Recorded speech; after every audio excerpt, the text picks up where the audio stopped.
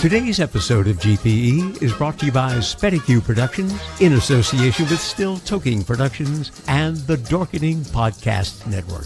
A tisket, a tasket, a brown and yellow basket. I send a letter to my mommy on the way. I dropped it, I dropped it, I dropped it. Yes, on the way I dropped it. A little girlie picked it up and put it in her pocket.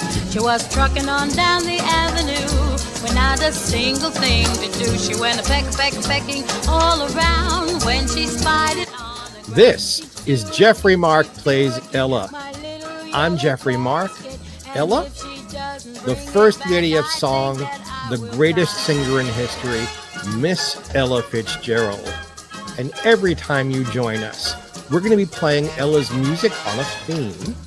And I, who have written 2 books about Ella and worked with Ella later in her career, are going to tell you all kinds of wonderful backstage, behind-the-scenes stuff about how the music was made, why it's important to music history, and hopefully bring you in to enjoy Ella on a brand new look. Could see.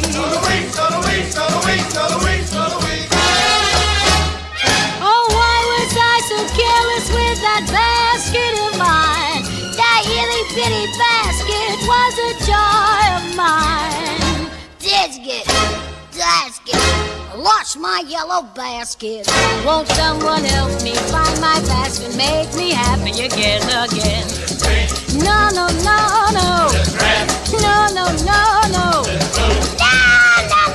just a little yellow basket. A little yellow basket.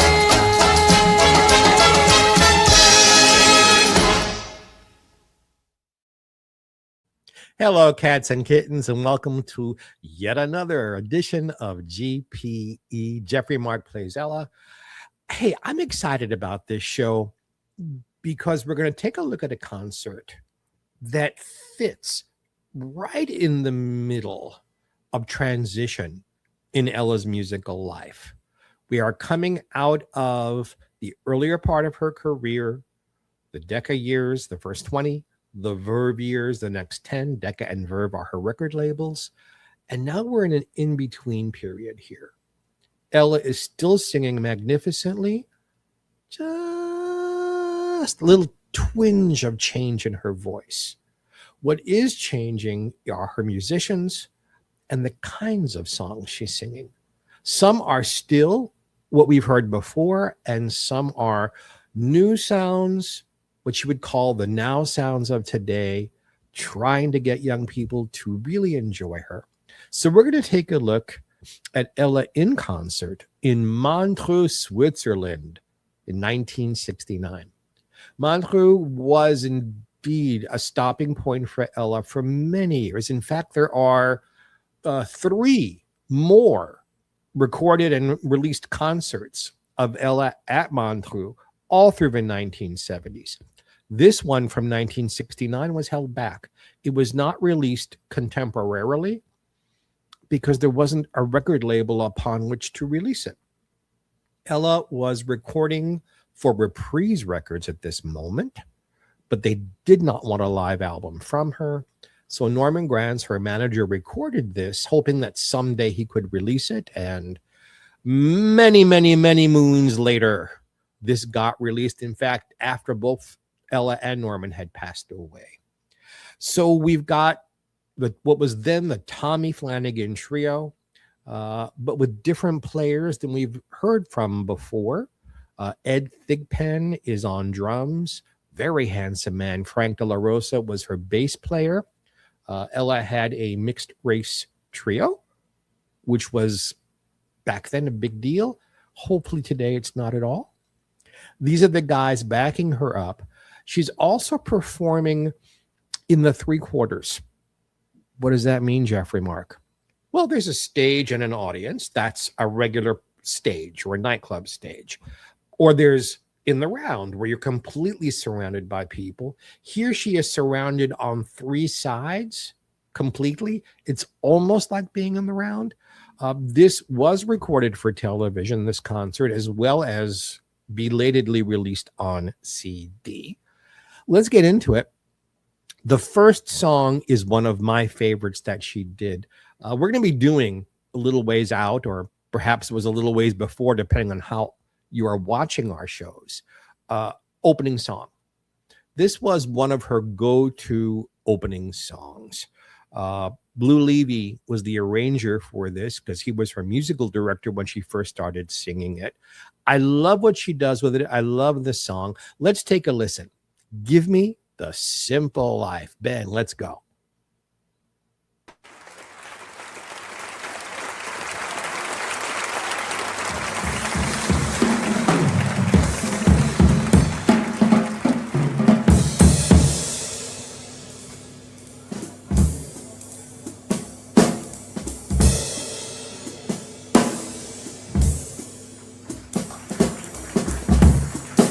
That's Ed Diction on drums.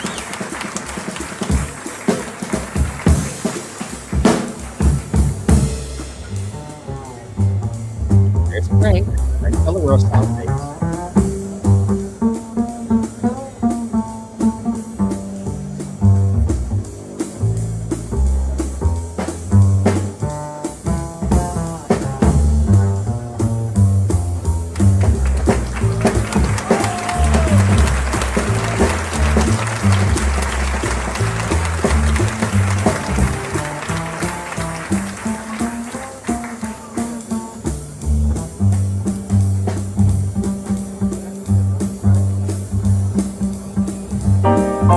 Is my friend Tommy Flanagan.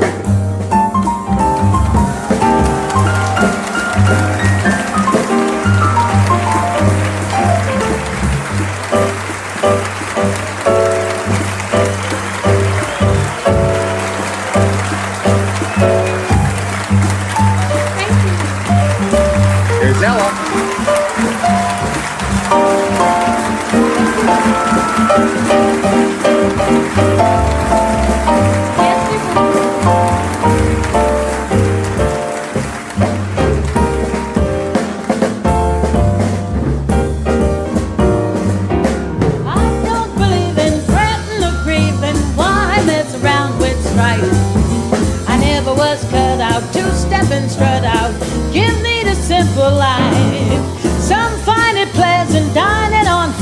Those things roll off my knife. Just serve me tomatoes and mashed potatoes. Give me the simple life. A cottage small is all I'm after, not one that's spacious and wide. A home that's full of joy and laughter and the ones you loved inside. Some like the high road, I'll take the low road, free from the grief and strife. Sounds corny and seedy, but yes, indeedy, give me the simple life.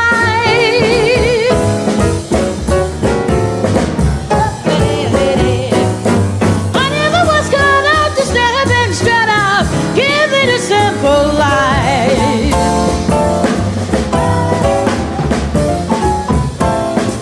Just serve me tomatoes and mashed potatoes. Give me the simple life. A cottage small is all I'm after, not one that's spacious and wide. A home that's full of joy and laughter, the one you loved inside. Some like the high road, I'll take the low road, free from the grief and strife. Sounds corny and seedy, but yes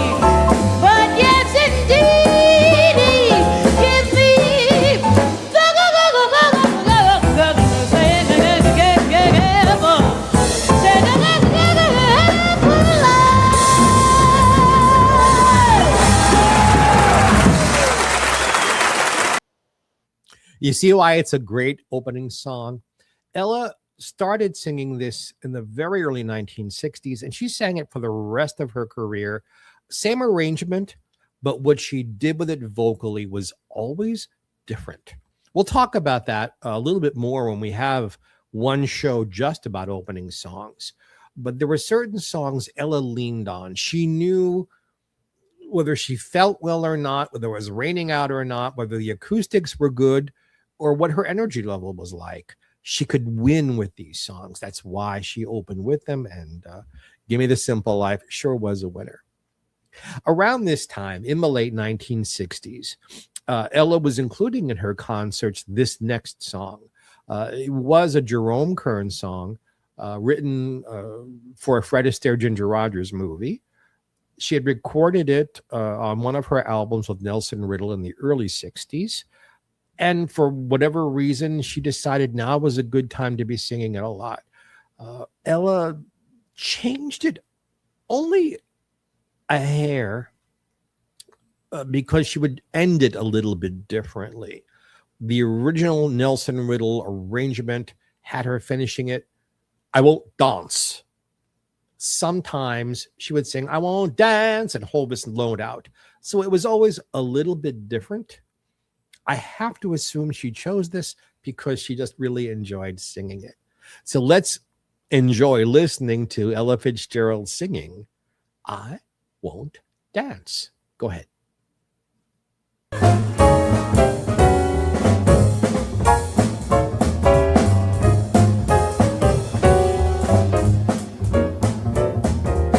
I won't dance, don't ask me. I won't dance, don't ask me. I won't dance, mister, with you. My heart won't let my feet do things they should do. You know what? You're handsome, and so what? You're handsome, but oh, what you do to me. I'm like an ocean wave that's bumped on the shore. I feel so absolutely stumped on the floor. When you dance, you're charming and you're gentle, especially when you do the continental. But this feeling isn't purely mental. For heaven rest us, I'm not asbestos, and that's why I won't dance. Why should I won't dance. How could I won't dance. Merci beaucoup. I know that music leads the way to romance. So if I hold you in my arms, I won't dance. When you dance, you're charming and you're gentle, especially when you do the continental. But this feeling isn't purely mental. For heaven rest us, I'm not asbestos, and that's why I won't dance. Why should I won't dance. How could I won't dance. Merci beaucoup. I know that the music leads the way to romance. So if I hold you in my arms, I won't dance. I won't dance. I won't dance.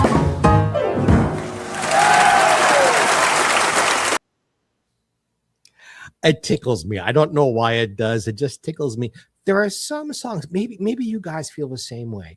There are some songs that Ella sings, I just feel happy. As much as when I'm sad, I will listen to Ella singing a sad song or the blues. But when I'm feeling happy, like today, I'm feeling like really happy today, I'll put on Ella and put on one of these up-tempo things, and I'm just so filled with joy. I think it's one of the reasons why we're still talking about her and still listening to her. The joy that Ella's music brings us is amazing. We're going to go now to a song. We've talked about this before. One of those things that Ella recorded and recorded and recorded and recorded over and over and over again. She recorded it for Decca. She recorded it for Verve. Then she recorded it again live with a different arrangement. And now here's yet another arrangement. Ella was very creative in her singing. I think maybe that's the definition of a jazz singer. You don't do exactly the same thing every time. And with that old black magic, someone came up with the idea, let's change the arrangement again so that neither you nor the audience gets bored with it. This arrangement was by T. Carson. T. Carson, I have to be honest with you, not my favorite musician ever that Ella would work with. He was her musical director for about 10 months in between the end of her working with the Duke Ellington Orchestra, where Jimmy Jones was her musical director, and Tommy Flanagan coming back into her life and staying with her for another 11 years. T's arrangements are a little too loose for me. His piano playing behind her didn't give her, I felt, the grace notes and chords she needed to be at her best. But this is something T arranged for her. Almost all of Ella's musical directors wrote arrangements for her on the road, apart and aside from the great arrangers like Nelson Riddle and Marty Page and the other folks who wrote for her. So this is T. Carson's version of That Old Black Magic. Let's try to enjoy it. Go ahead. Thank you. That old black magic's got me in its spell, yeah. That old black magic that you weave so well. The icy fingers up and down my spine. The same old tingle when your eyes meet mine. The same old tingle that I feel inside. And when that elevator starts to drive down and down and down and down I go. Round and round and round I go in the spin. I should stay away, but what can I do? I hear your name and I'm aflame. Flame with such burning desire that only your kiss can put out the fire. You're the lover I have waited for, the mate that fate had me created for. And every time your lips meet mine, down and down and down and down I go. Round and round and round I go in the spin. I'm loving the spin I'm in. I'm under the black magic called love. Should stay away, but what can I do? I hear your name and I'm a flame with such a burning desire that only your king put out fire. You're the lover, you're the lover, you're the lover, you're the lover, you're the lover I've waited for, mate. That fate had me created for, and every time your lips meet mine, down and down and down and down I go, round and round and round I go in the spin. I'm loving the spin I'm in. I'm under the magic called love. I'm in the spin. I'm loving the spin I'm in. I'm under the black magic called love. I'm in the spin. I'm loving the spin I'm in. Under the black magic called love. Got me spinning, spinning, spinning around like an elevator going down in this magic. Black magic. Go, go, go, go, go, go, go, go, go.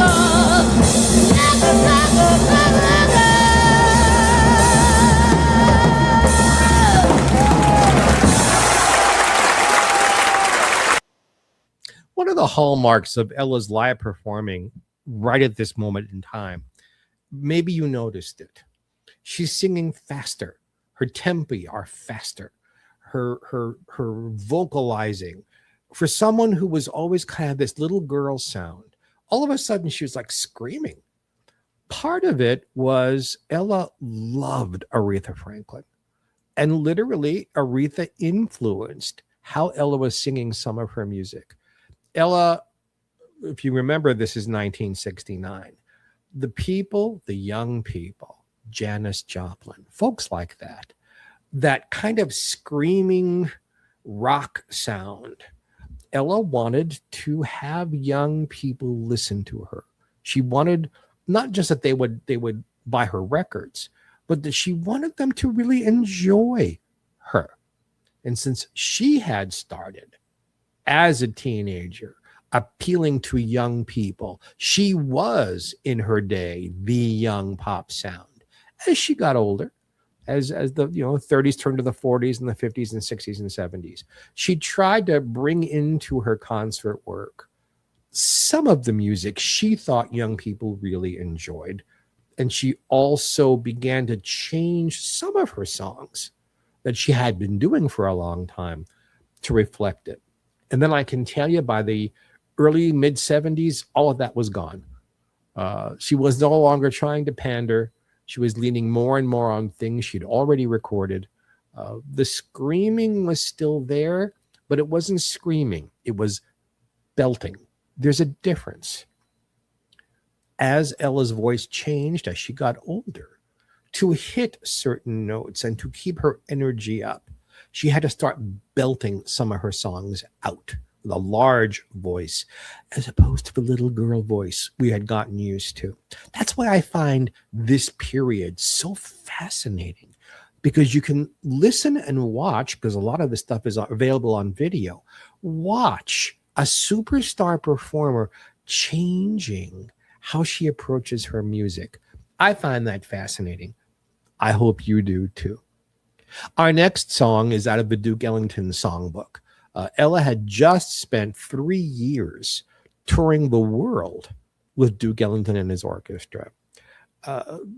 Ella always tried to include something of Duke Ellington's in her concerts, or as she would refer to him, the Duke of Ellington. This is something that again reflects what I just spoke about. Taking a song that she recorded, golly, at least as far back as 1957, earlier than that in her concerts. The song is Love You Madly, but she tries to do it reflecting the new sounds.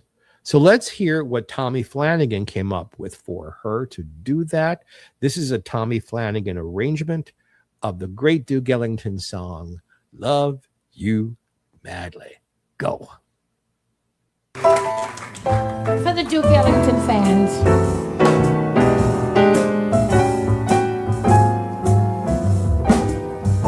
Love you madly, right or wrong, sounds like the lyric to a song.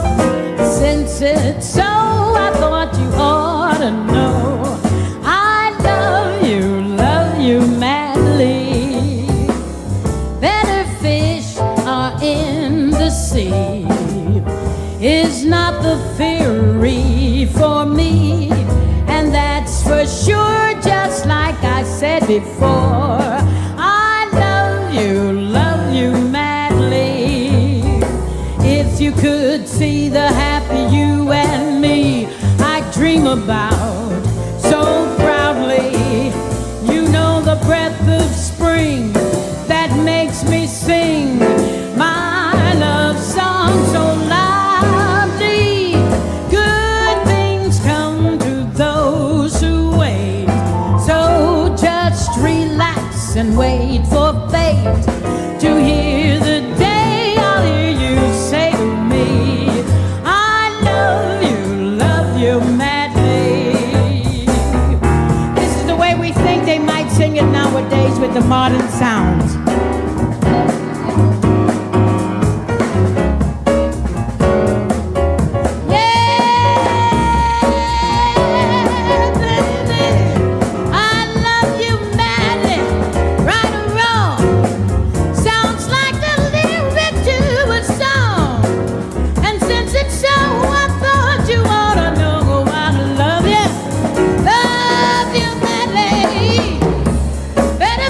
Fish are in the sea.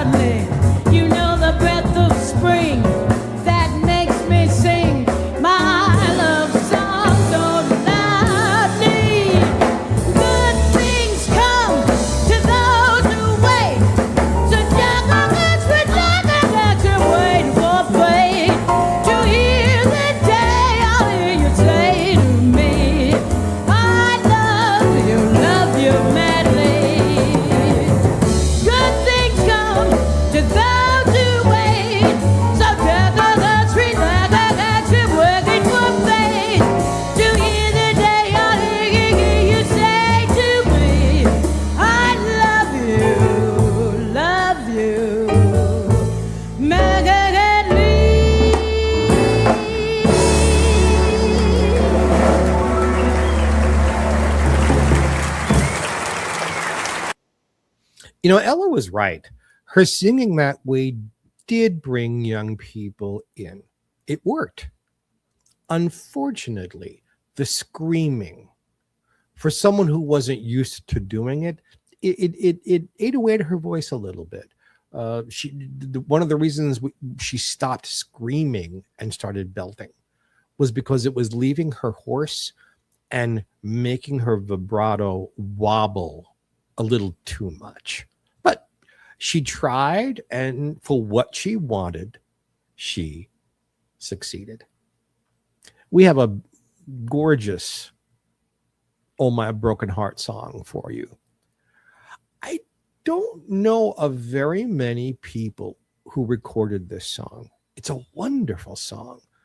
I first heard it by Judy Holliday, but this is one of those songs Ella sang for about 18 months, and then it flew away, never coming back into her life, which is a shame.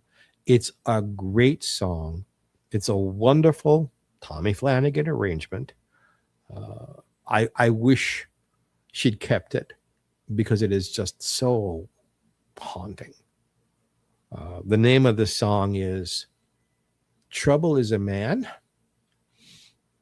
And ladies and gay men, you know it. Let's take a listen. Mr. Music, if you will, please. Ladies and gentlemen, thank you so much. We'd like to attempt to sing another ballad, and it's called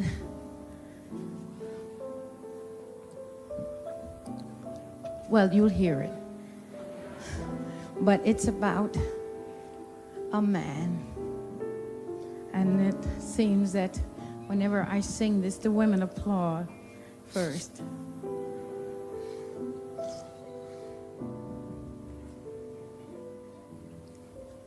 A woman gets all the blame for everything that happens under the sun.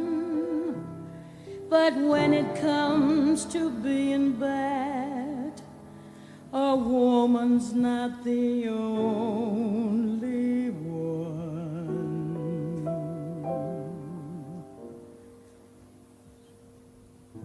Trouble is a man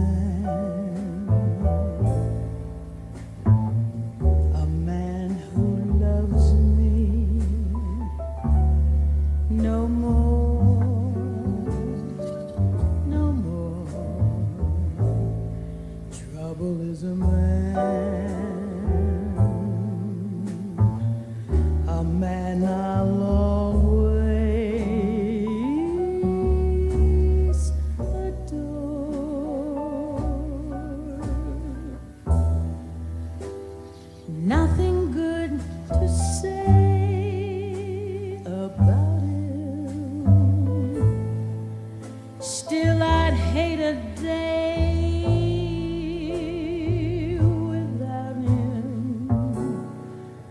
Why should he have to be my one and only? Trouble is a man who's handsome and tall, so tall. Trouble is a man who's just for himself, that's all.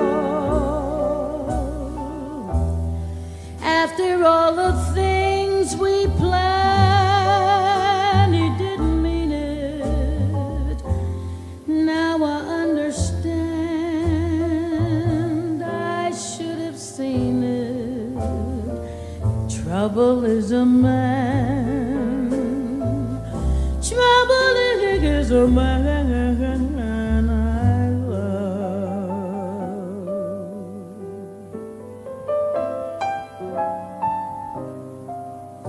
Who shall I run shall I sing? How can I wish on a star? How?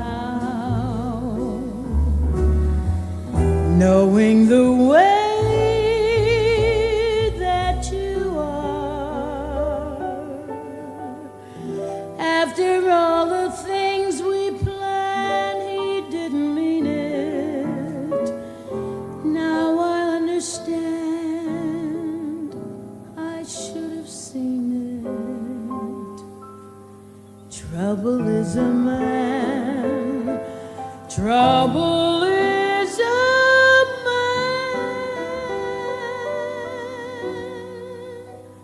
I love trouble.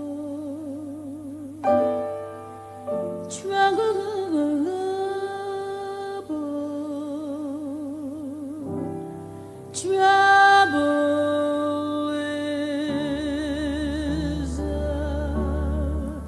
man.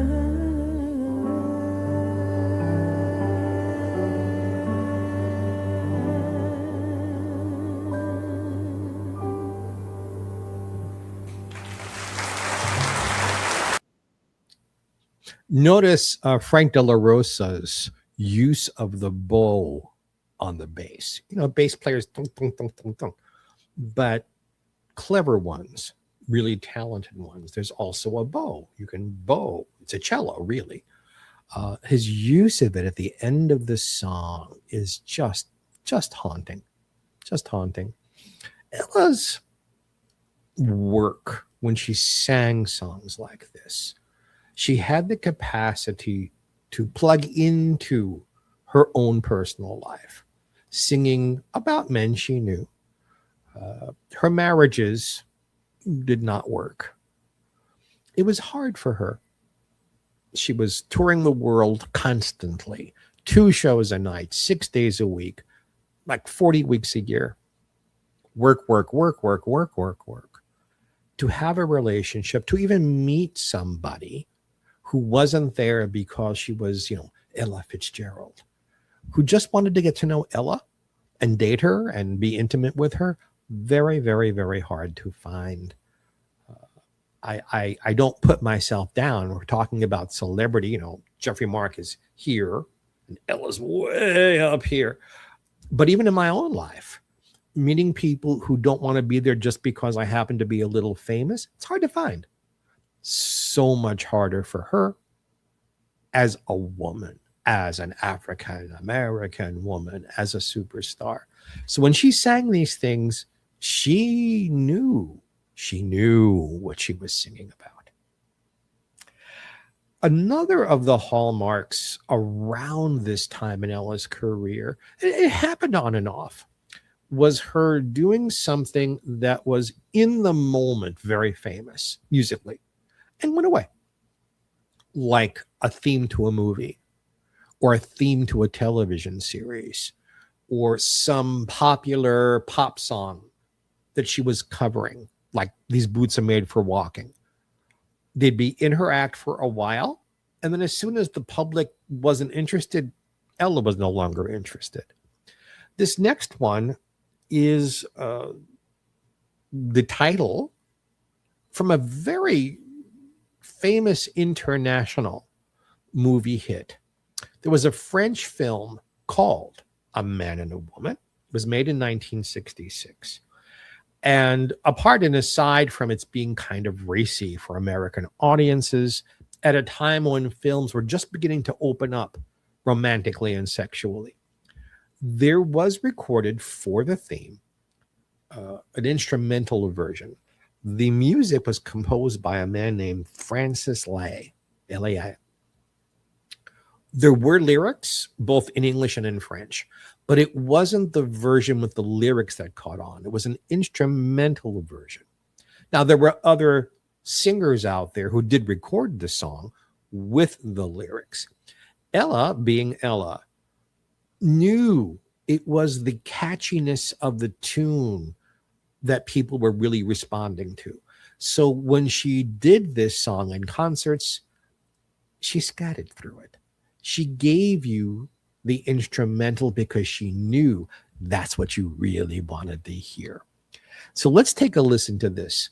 I don't know if she did another song quite like this, because listen to the scatting.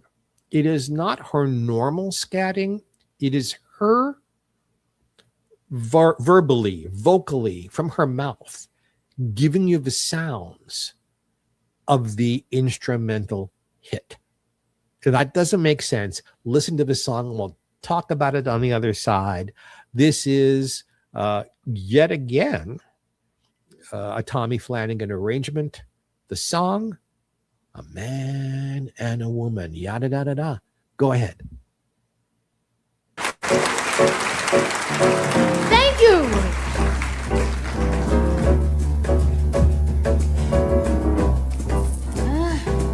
A man and a woman, a woman and a man, and a woman and a man.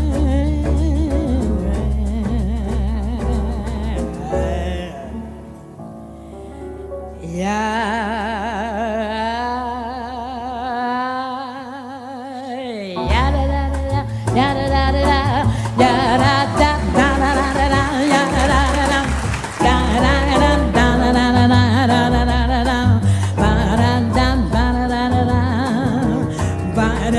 Ba boop boop baby doobie doo, yeah, yeah, da da da ya da da da da, ya da da ba da da da ba da da da da da da da da da da da da da ba da da da da da da ba da look booty, ba do ba do do da do ba ba.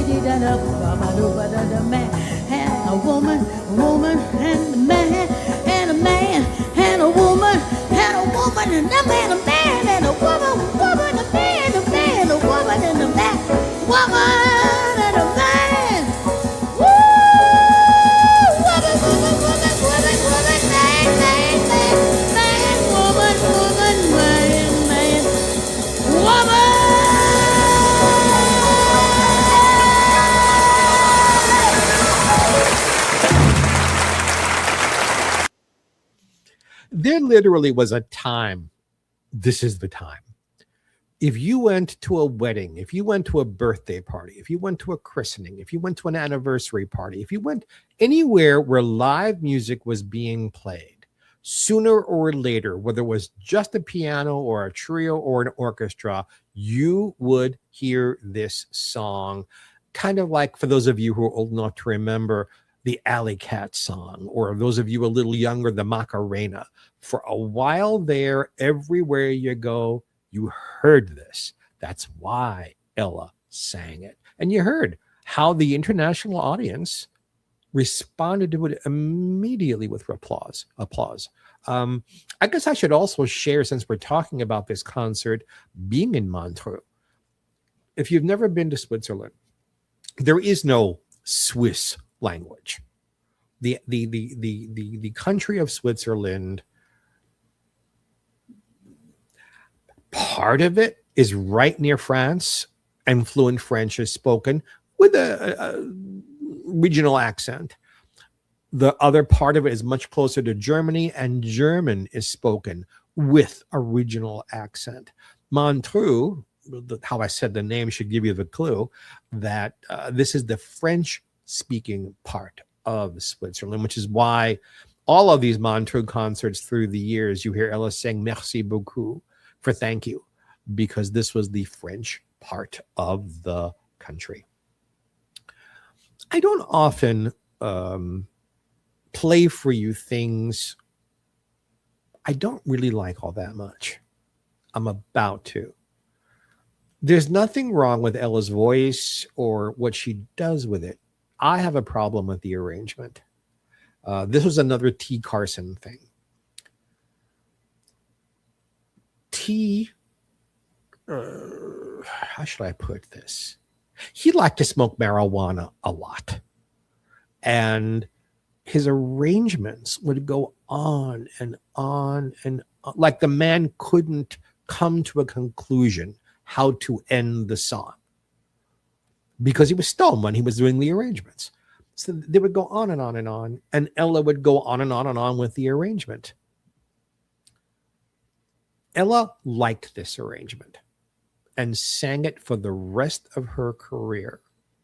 But every year she got farther and farther away from this original version. She lost sight of what the song was about, what the words were, why she was even doing it. And by the 80s and early 90s, it's like, oi, Ella, stop. So this is my beef with this song. But this is pretty much the best you'll ever hear her do it. It's a song that was made very popular by Peggy Lee. Ella did not have the ego that she wouldn't cover hits made by other people. She did. She really loved Peggy. She loved the songs Peggy wrote. She loved the songs Peggy recorded. She admired Peggy. They sounded nothing alike. They sang nothing alike. They looked nothing alike. But Ella really, really enjoyed Peggy's music. Ella, you should know this about her, was a wonderful fan of other people's work. She didn't have the superstar ego that, you know, I don't want to hear anything but my work. No. She loved Peggy Lee's work. She loved Karen Carpenter's work. She loved Sarah Vaughan's work. She loved Frank Sinatra's work. She loved many people. She was a fan. She loved Fred Astaire's work. Please know that about her. She really enjoyed the work of other people. Again, maybe that's why she resonates with us. Ella was a very nice person, a very open person, loving person, very focused on her music and her work. You have to be if you're performing that often, all the time. But she was an awfully nice lady. I want you to know that. So the name of the song that I'm fumfering around is "Okay, All Right, You Win." So I'm going to share this with you, and we can talk about maybe some specifics of why I don't like it on the other side. Well, I will agree with the first lyrics. Everything you do is all right with me, because I love you folks. I'm always so happy to be here with you. Let's listen from 1969 in Montreux. Okay, all right, you win. Okay? Okay. Thank you so much. Thank you, ladies and gentlemen. Anything you do is all right. Anything you say is okay. Anything you do and say is all right. Yes, it's just gonna be that way. Well, all right. Okay, you win, 'cause I'm in love with you. Well, all right. Okay,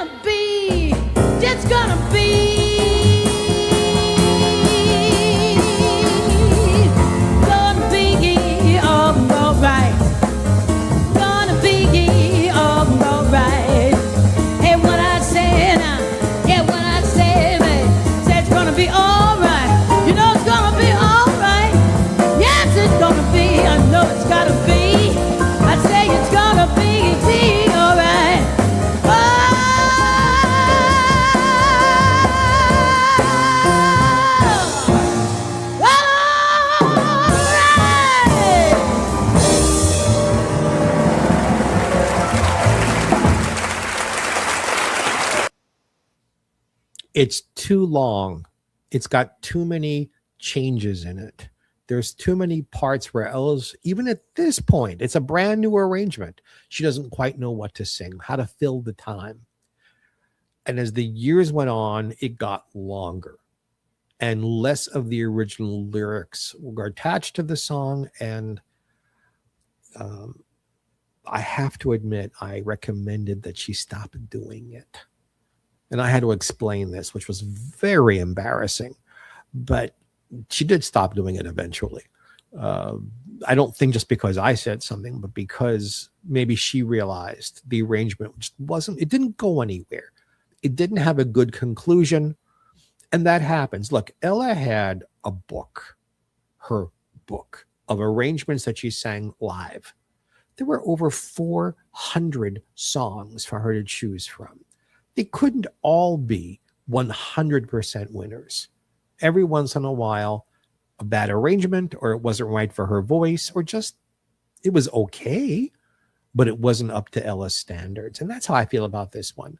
It's okay, but it's just the teeniest bit boring because it goes on too long. And I've said so, and I stand behind what I say.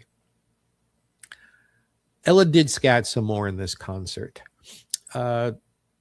She had begun singing the songs of Antonio Carlos Jobim because she went to Brazil and heard the music in its native environment and loved it and realized what a wonderful composer he was and also how special his songs were. She had been singing a couple of them. This is one of the couple. As the 60s turned to the 70s, she sang more and more and more of his music. This next song is One Note Samba. This is the version she did for, 2 or 3 years, really fast. She went into the studio with my dear friend Joe Pass and recorded the song at a slower tempo and a longer scat. It was absolutely brilliant, Grammy winning. And that's the way she sang the song, not with Joe, but with whoever was her accompany, whoever her trio was, the much slower Joe Pass version. But this is the original. This is Ella scatting her brains out. Listen to what she does completely on her own with very, very little musical accompaniment. This is a bit of the Ella genius working in here. So let's enjoy One Note Samba. Go. Blues. Okay. All right.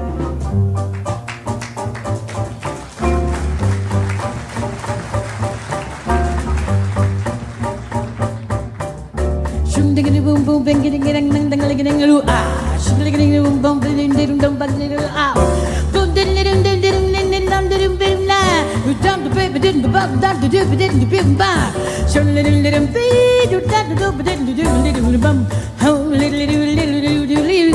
should be big dip dum love do da bum bum bum done the bend the little ida shabba do do do do do era but the era shabba do do do do era but the era something ding ding the bong ding ding ding ding ah bend ding ding ding ding ding ding ding ah ay baba baba binda binda binda ay do it do it do it do it do it do it baby baba do it do it do it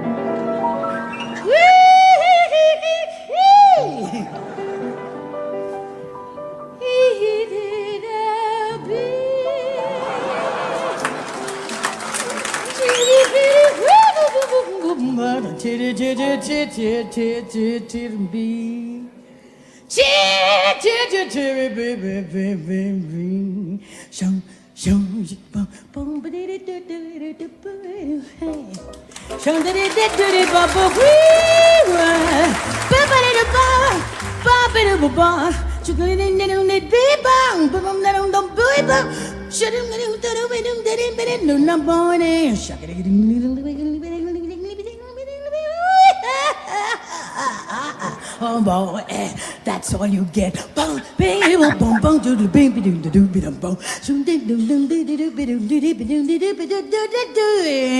Anything goes, yeah. Hey, to the bubble, hey, oh, am I still in tune? All right, yo, be. She gonna get a bundle,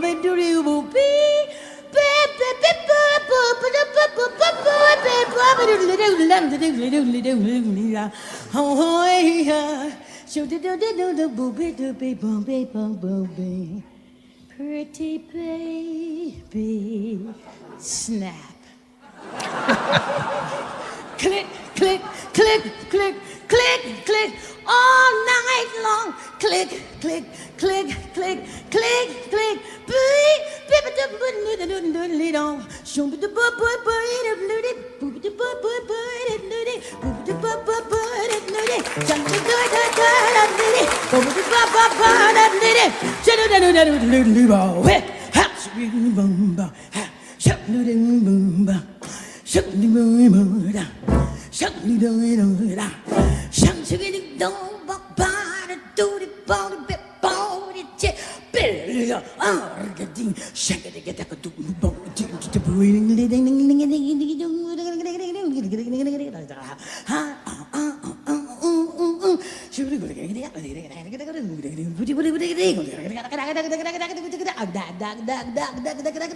That's all, folks.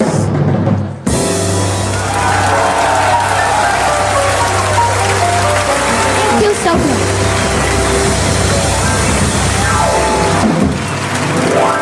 Thank you.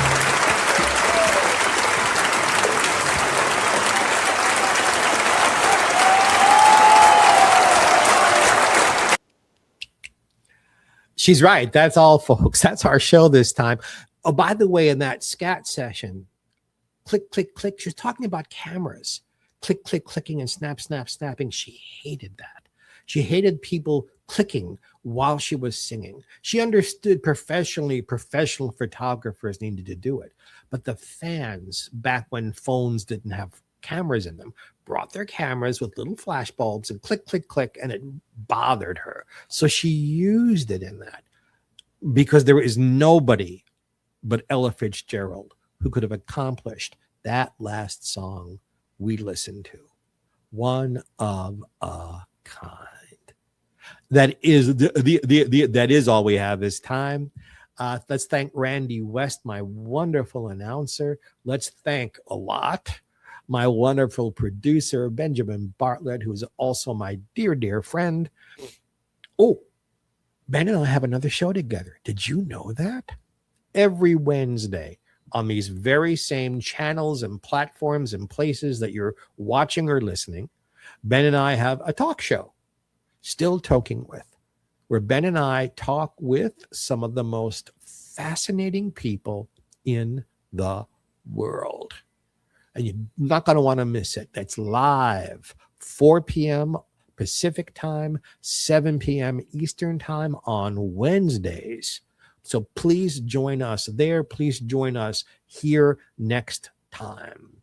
So until next time, this is Geoffrey Mark saying, God bless and